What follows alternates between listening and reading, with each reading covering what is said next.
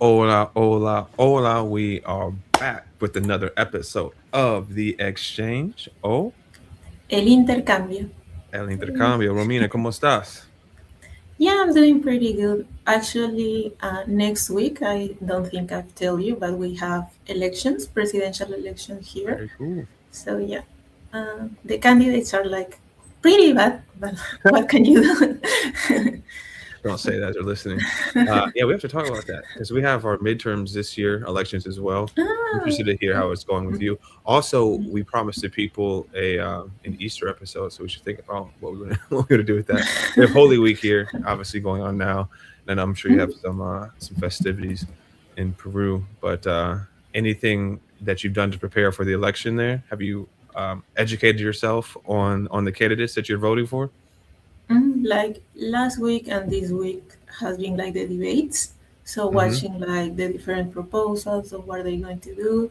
But yeah, like the candidates are like, and they are like candidates that have been, how do you say, like applying or I don't know, like many Oh times.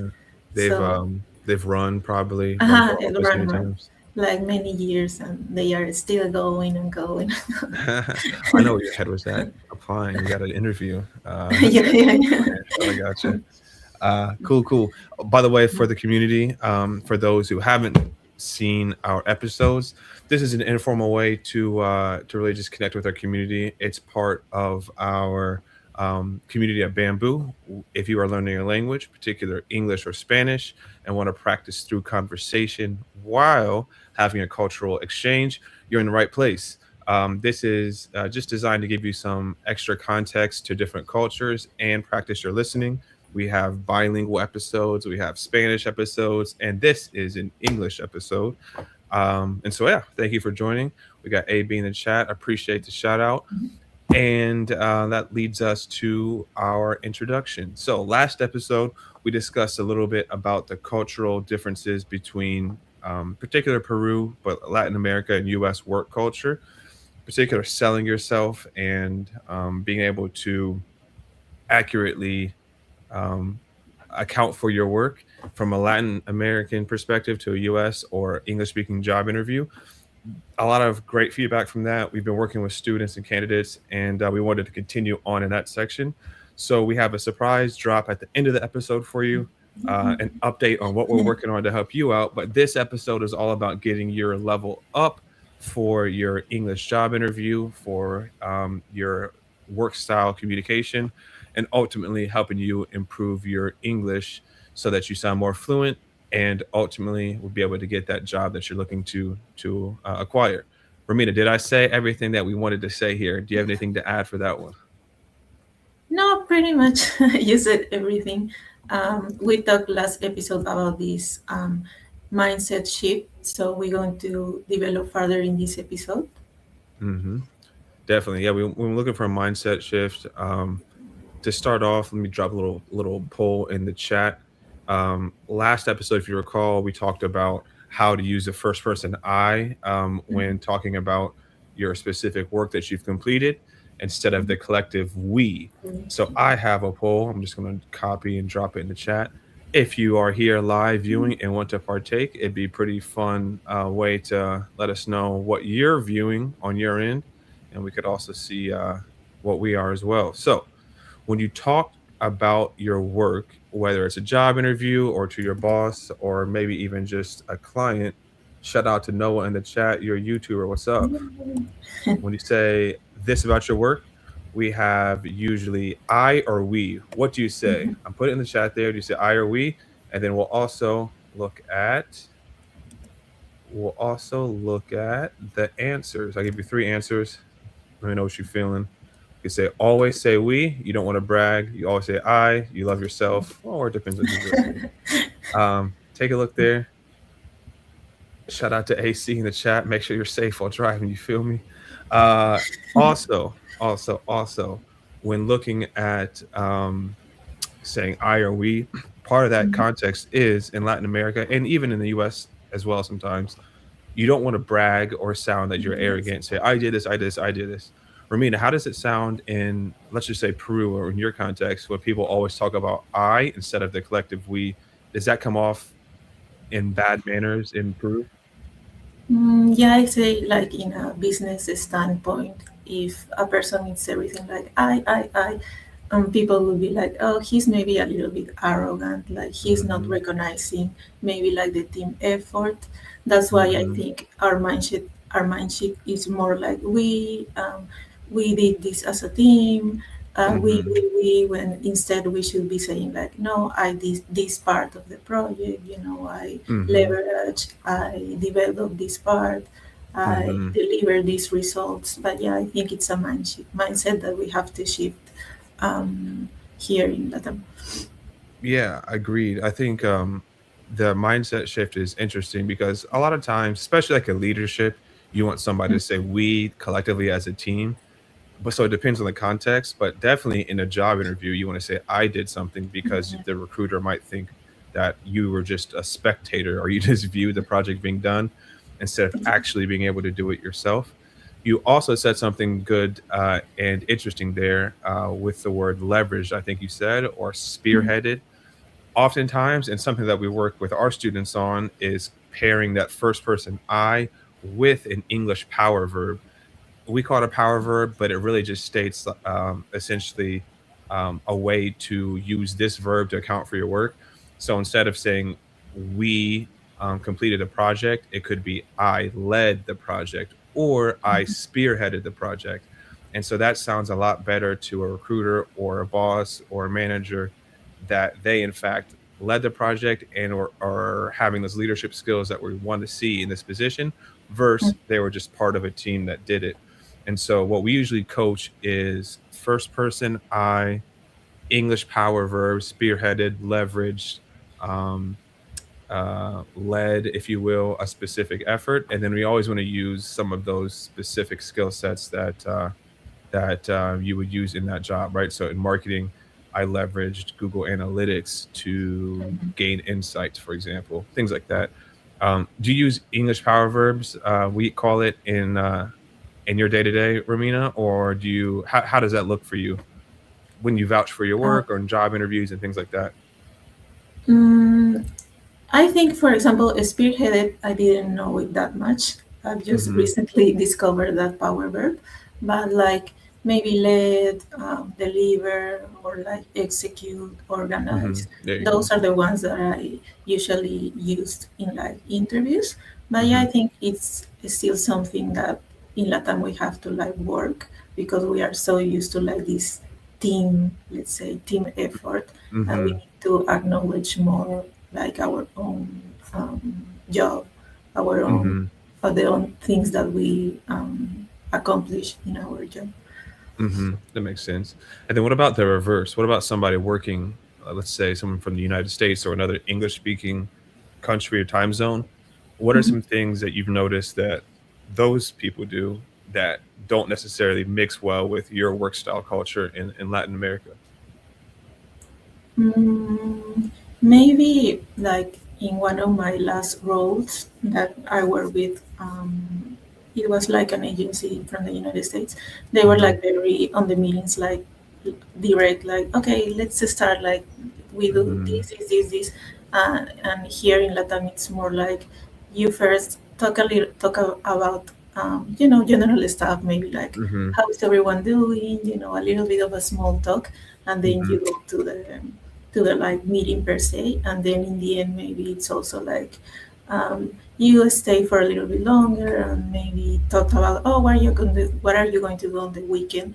And for example, in that case it was very like, okay, start here, finish here, like not Hmm. nothing like personal life. It was very like direct.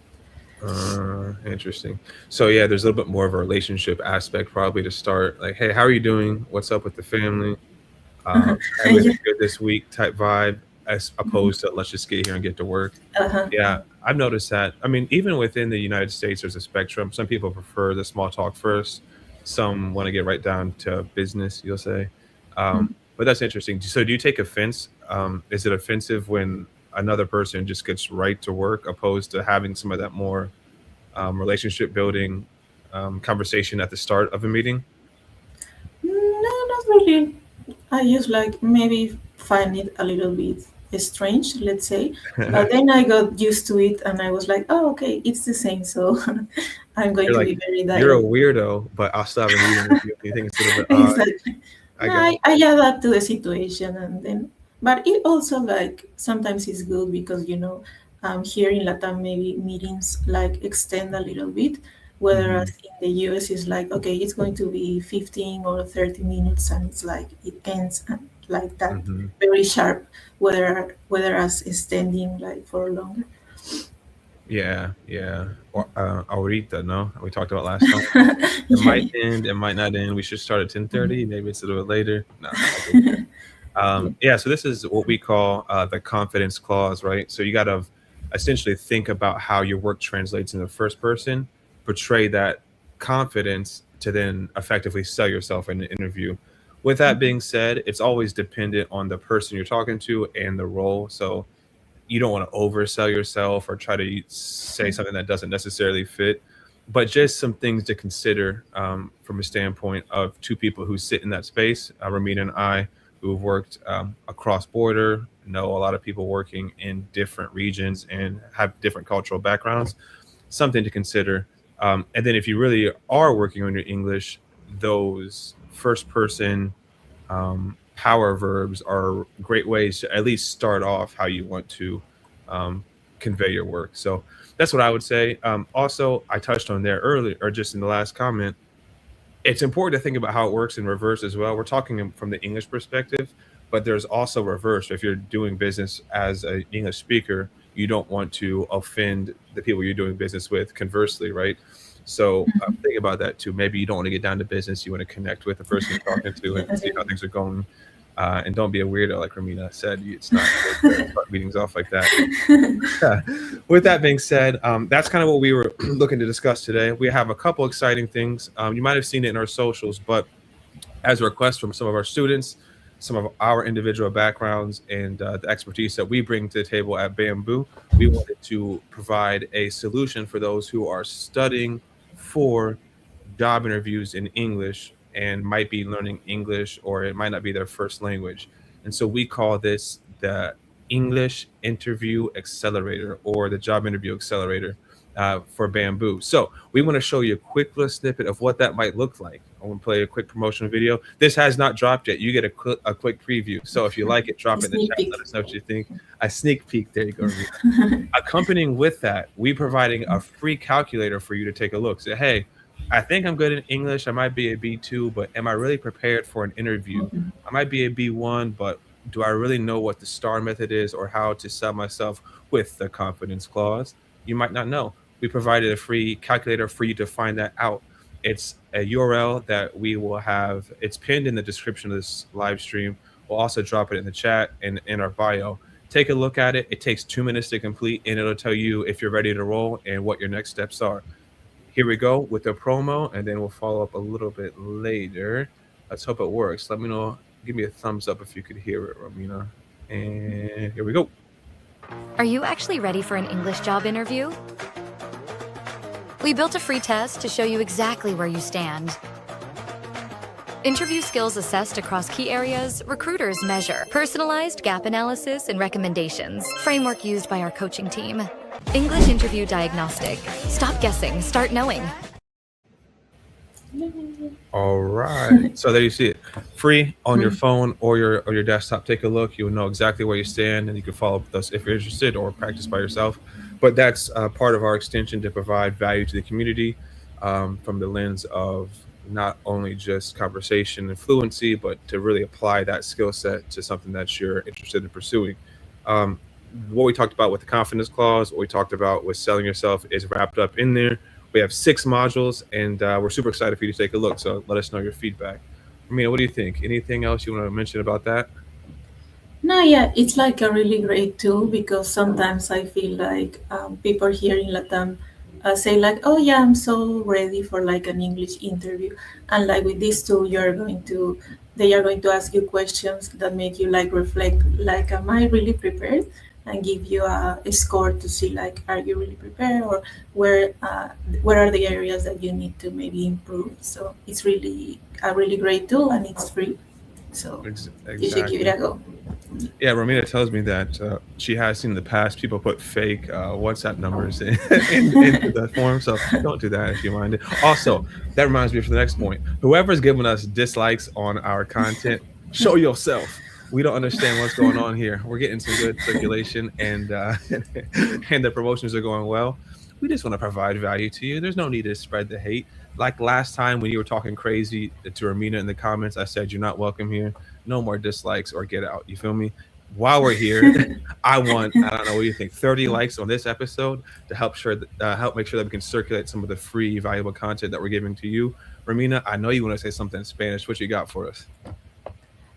Sí, aprovechen esta herramienta gratuita que les va a ayudar un montón, sobre todo a nosotros que somos hispanohablantes y creemos que sabemos como tal vez expresarnos en inglés, pero una cosa es saber inglés y otra cosa es expresarte realmente bien para entrevistas y tiene en consideración muchos aspectos de reclutamiento, entonces vas a saber si realmente estás listo para una entrevista en inglés y también te da feedback para saber en qué aspectos tienes que mejorar. Toma muy poquito tiempo y es gratis, así que aprovechen. Oh yeah, I thought you were gonna say something about Instagram though. But yeah, shout out to the shout out to the interview calculator. Make sure you take a look. Yeah. It'll help you out. Instagram, I'll tell you. Ramina wants you to give us a follow, drop us a DM. I don't think anyone's claimed their free month of learning yet either. So that's in last episode. We pinned it in the comments. DM us on IG and you get a free month of unlimited conversation classes with us. And I think that's it. We just wanted to provide you a brief little snapshot on some value to add to your business workflow, to connect with people across borders, to show some love, and hopefully achieve some of those language and career goals that you are looking for. With that being said, we appreciate it. We're back like we never left. We owe you a Spanish episode, like I said last time. We will do that. Romina, anything for the people before we go? Maybe Sí, IG. sí. Y síganos en Instagram, que aparte de esta herramienta vamos a estar lanzando nuevas series que son muy útiles para todo este tema de entrevistas en inglés. Así que prepárense para todo ese contenido que les va a servir un montón y que interactúen con él, pónganle like, guárdenlo porque realmente es muy útil. Así que síganos por ahí. Great call. I actually forgot about that. I was even mentioning it. Yeah, we have a couple new series dropping next week. So you'll see it on our IG, you'll see it on our YouTube. Let us know what you think about it. We think it'd be valuable to you.